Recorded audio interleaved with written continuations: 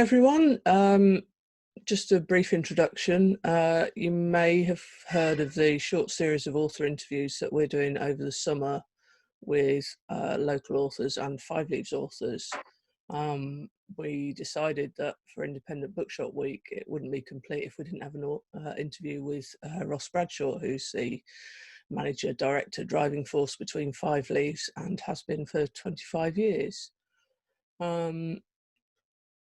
He's always worked with books and literature in one way or another, and hopefully we'll find out a bit more about that. But we're mainly talking about the history of the publication side and the history of the bookshop and where we see it going in the future. Ross suggested that we start off by talking briefly about our favourite books. I had real problems with this one because I've got so many. I think the two that I've read most recently that I would put on that list are Sapiens by Yuval Harari. Which sort of tells the history of the human race through a social and political lens.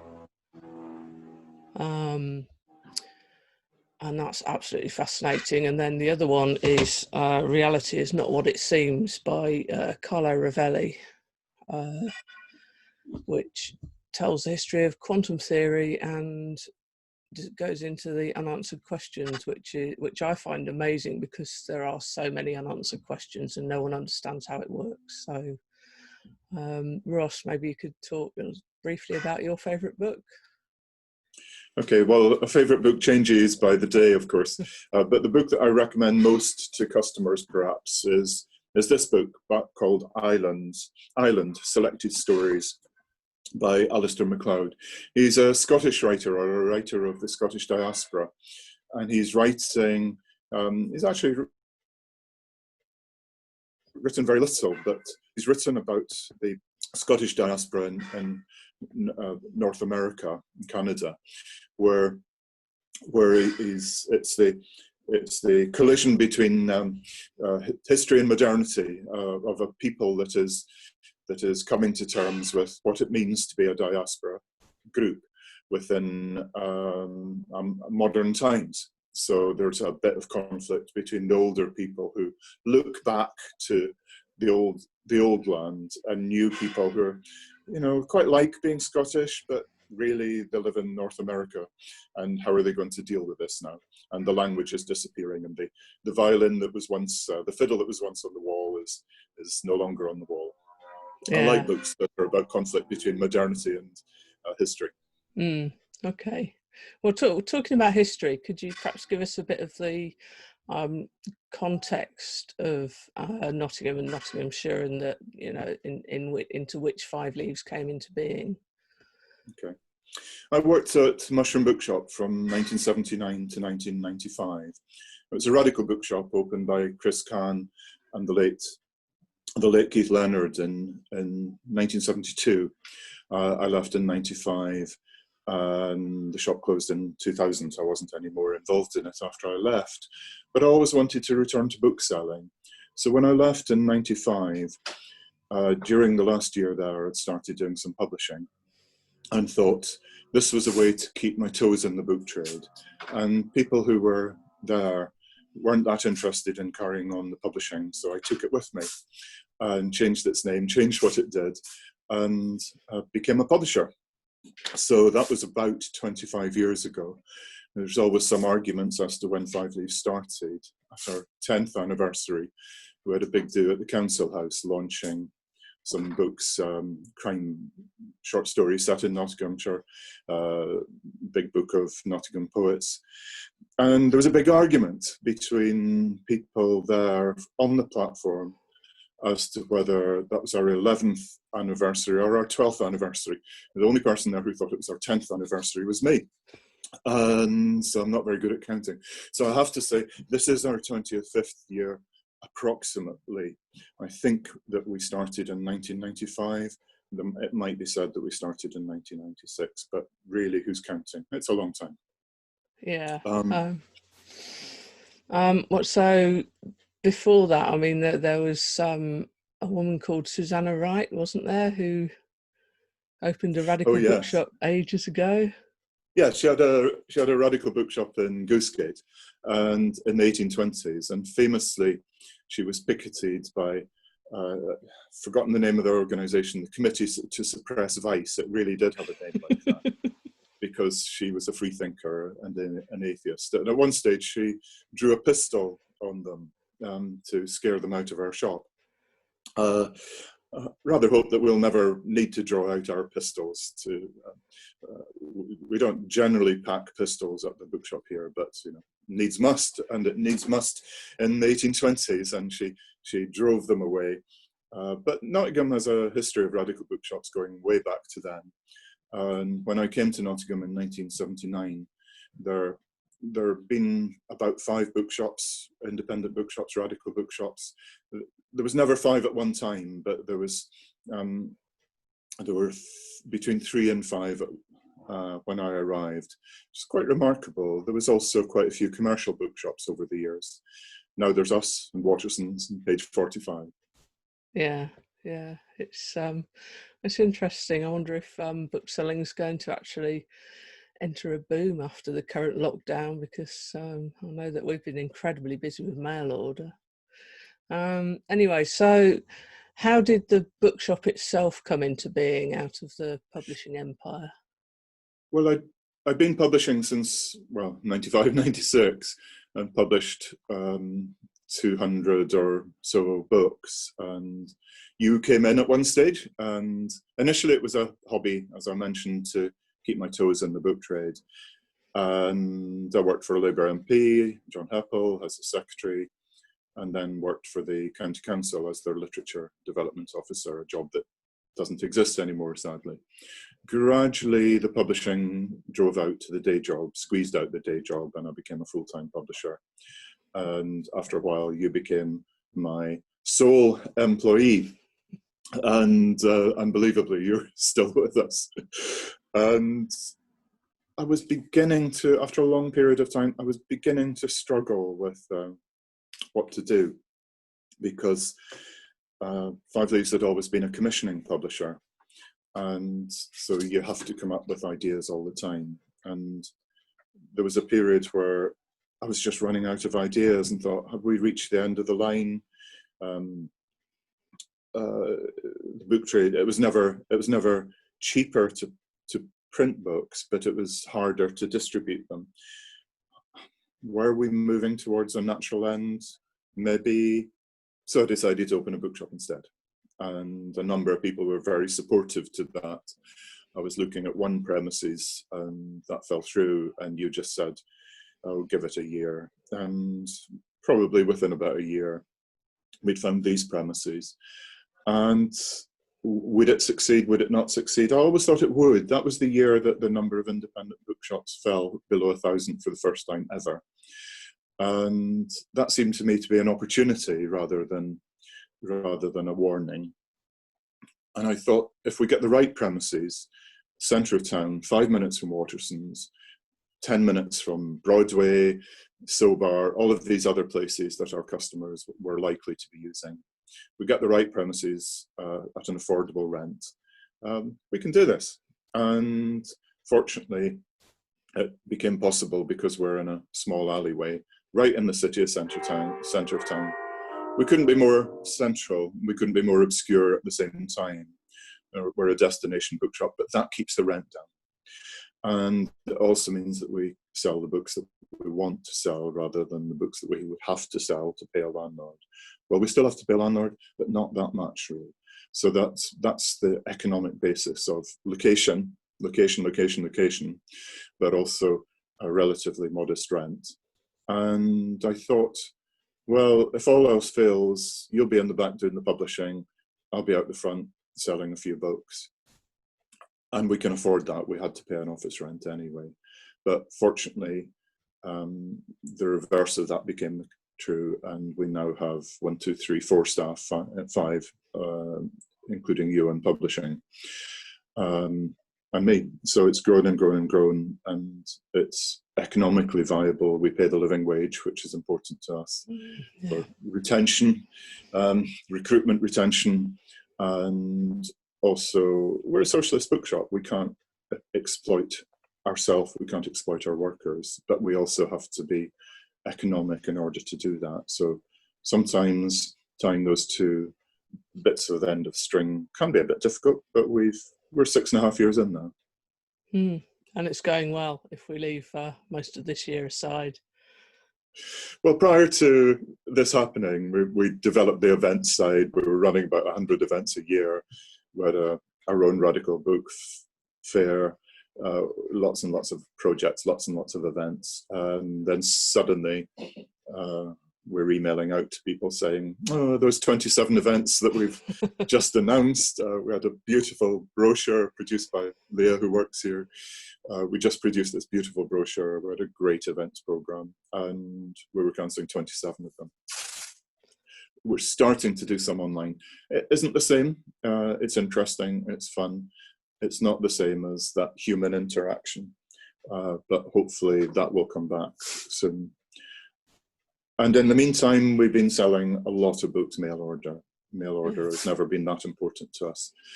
It's become hugely important to us. And a lot of people in the Five Leaves or Nottingham diaspora, people who might visit once a year or who follow us on Twitter, who can't get in, have been ordering books. And I think there will be a lot of people continuing to do that. A lot of people who are shielding, a lot of people who are nervous of public transport, and that diaspora who might visit us once or twice a year, who've been really enjoying being customers from afar. Just processed an order from somebody who regularly orders from Bolton, rings up. He's developed a little customer base for us amongst his friends in Bolton. That will continue, I think, for a while. Yeah, that's excellent. I wonder if you could talk a little bit about some of the initiatives that we've been involved in. So like Feminist Book Fortnight, that sort of thing. Okay. Well, before the shop opened, there was a discussion amongst people around the radical bookshop scene about we'd been in a bit of a decline and it was time to come out of that decline. So we looked at how we would do that organisationally. So we set up the Alliance of Radical Booksellers, and that was good. It's an alliance, light touch alliance of full service bookshops like us and more volunteer based bookshops, second-hand bookshops, single people bookshops, ones with quite a large staff. We're all in it together. And out of the alliance came the Bread and Roses Award for Radical Publishing, which is an annual prize. And out of that came the Little Rebels Award for a radical children's book. That's run by the Letterbox Library on our behalf, on behalf of the Alliance. We set up the London Radical Book Fair to keep us all together. Inevitably, most publishing, most book selling is in London. And so we have an annual, not this year, London Radical Book Fair run by the Alliance, largely through Houseman's Bookshop in London, who do a lot of the heavy lifting on that. What else? Feminist Book Fortnight. That was initiated by Jane, who works here, and involved. It's in May, so we had 1 or 2 online events, but it'll be back in strength next year. About 50 or 60 independent bookshops are involved in that, including bookshops in Italy and Ireland, as well as Britain. And I think that there's a bookshop in France wants to get involved next year. We underwrite that. We do the website, the printing. People organise it themselves, but we do a coordinating role, which the bookshop underwrites. And I think we're into our 6th year of the Feminist Book Fortnight now. So all of these things were about creating a structure or a framework for radical book selling that helps the economics. And the big news, or small big news, is that some of us are now working on a book called How to Start a Bookshop.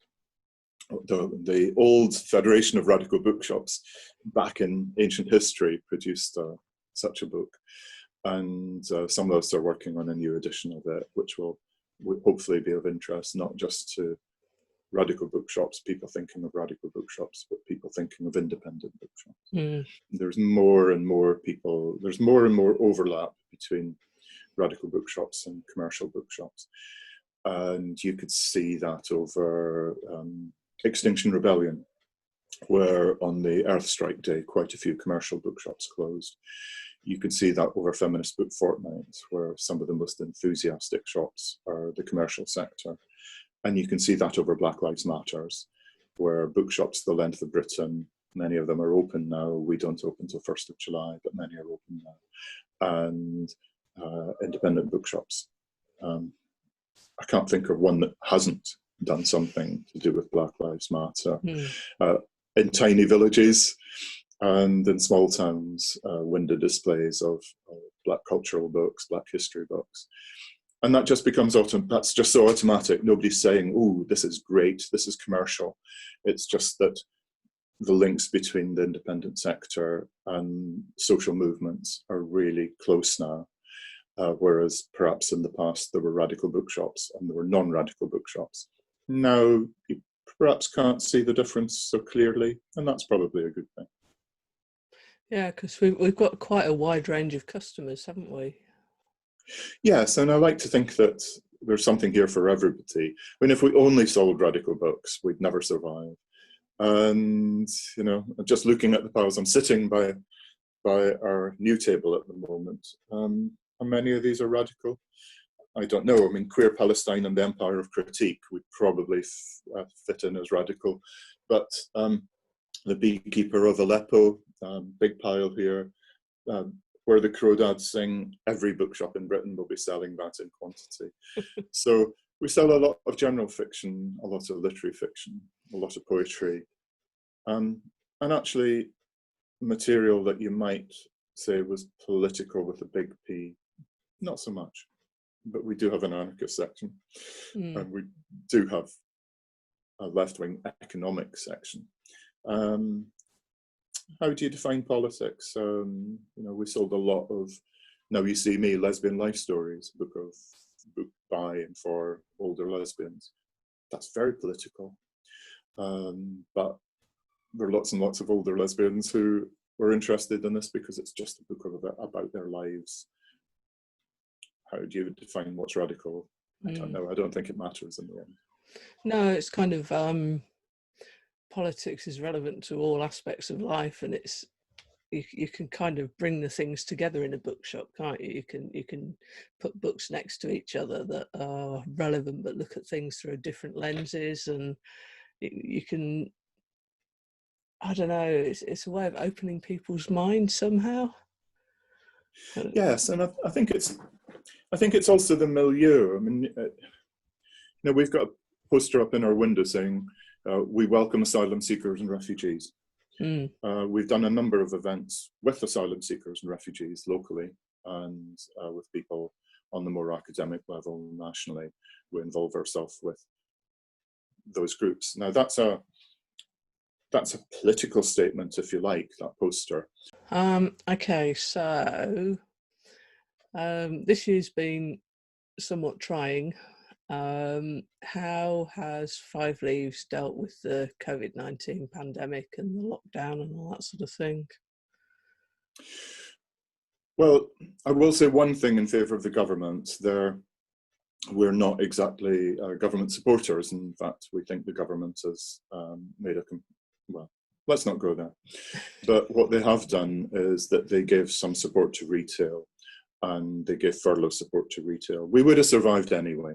I did the sums, we would have survived.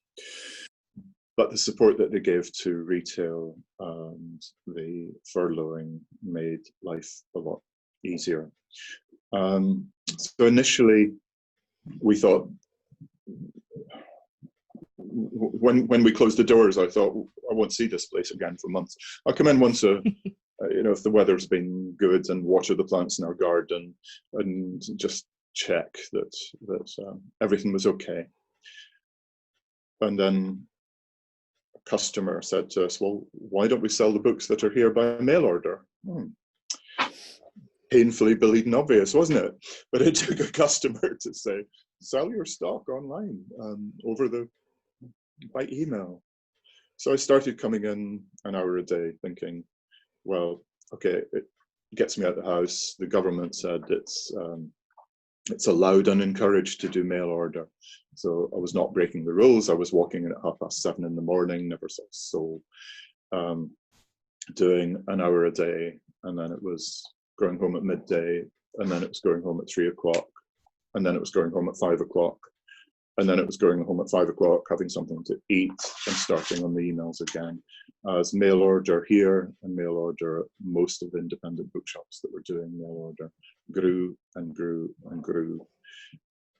And then Black Lives Matter started, and we got inundated with requests for particular books, advice on books, books for children, books for academics, books for artists, books for white people, books for black people. And when I say books for white people, I mean books on white privilege, books on black history, which black and white people were reading.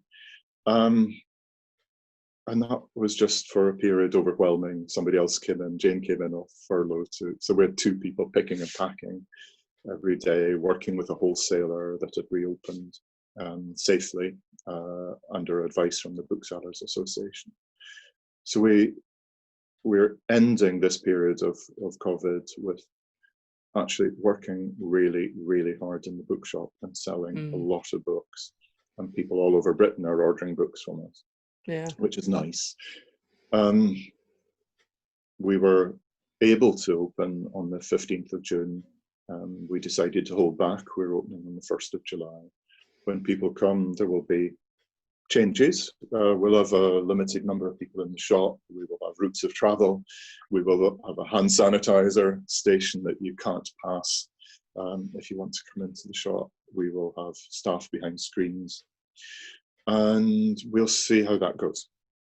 We've been talking to bookshops in Europe, in Italy, in France, Sweden. We've been talking to bookshops, listening to bookshops who have already opened for a while. We've been talking to and listening to bookshops that opened on the 15th of June.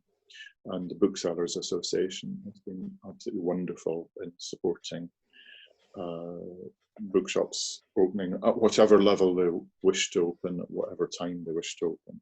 The BA has been there for us throughout legal advice, financial advice, health advice.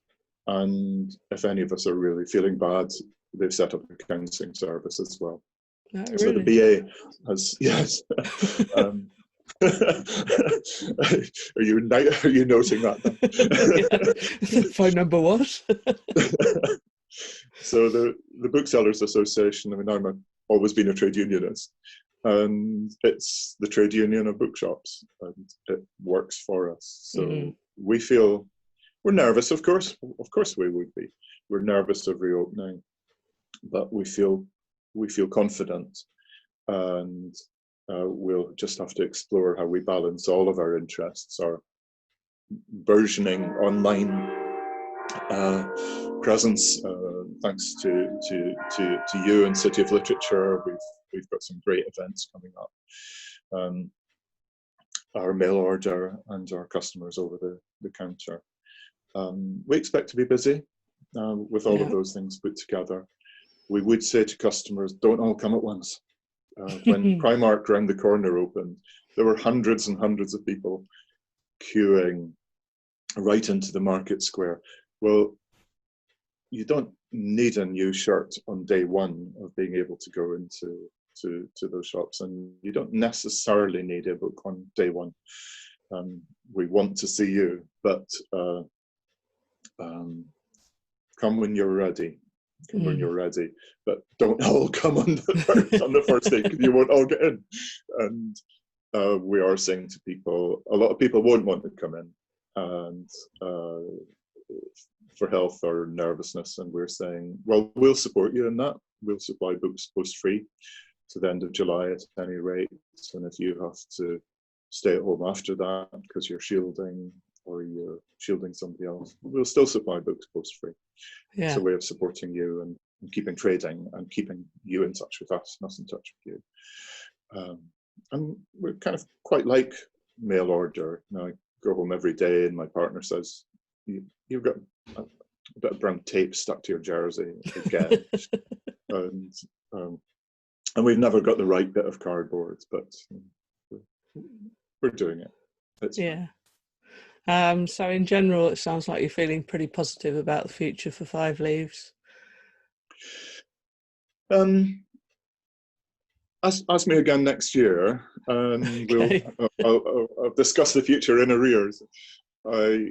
I think it'll be fine. I mean, I'm nervous. Of course, you'd be an idiot if you weren't nervous of the way the government has handled COVID. We're talking about the government saying 1 meter might be enough. We think 2 meters is safer. We've gone our own way on things, on our own safety. The public has to be responsible for its own safety. It can't rely on the government. And so we closed before the government said that we should, because we thought it was not safe. So we will make our own decisions based on the knowledge that we can get hold of for our own safety. But we're confident about July the 1st. Yeah. Yeah, I'm looking forward to it. Wish I could be there. I shall maybe get you to set a Zoom camera up and zoom in and say hi to everyone. Yeah, that would be fun. That would be fun to do. Okay, so is there anything else you wanted to talk about? Yes, there is one thing. A number of people have said Five Leaves, and for copyright reasons, I thought we can't really play an intro and an outro to this interview. But if we did, it would be Five Leaves Left by Nick Drake. That's where the name Five Leaves came from. I didn't know in 1995 that it was a drugs reference. Probably wouldn't have had it had I known it was a drugs reference, but most people don't know it's a drugs reference. They just think it's quite a cool sort of bookish name, Five Leaves. But if you want to listen to the CD, I suppose 25 years ago it was an album rather than a CD. If you want to listen to the album that inspired our name, Nick Drake, Five Leaves Left, play it at home after this interview, you will not be disappointed. The other thing I want to mention is that we are carrying on publishing. We've had to put some of our programme back for obvious reasons. But look at our publishing site as well as our website. We're changing our website to get our stock on, and that's been harder than we thought. It's not there yet, but ere long we'll have our stock online. But our publications are all online on a separate website, Five Leaves. You'll find both of them. At some stage we'll merge them, something we should have done 6.5 years ago, but we don't always move as fast as we perhaps could or should. I think that's it.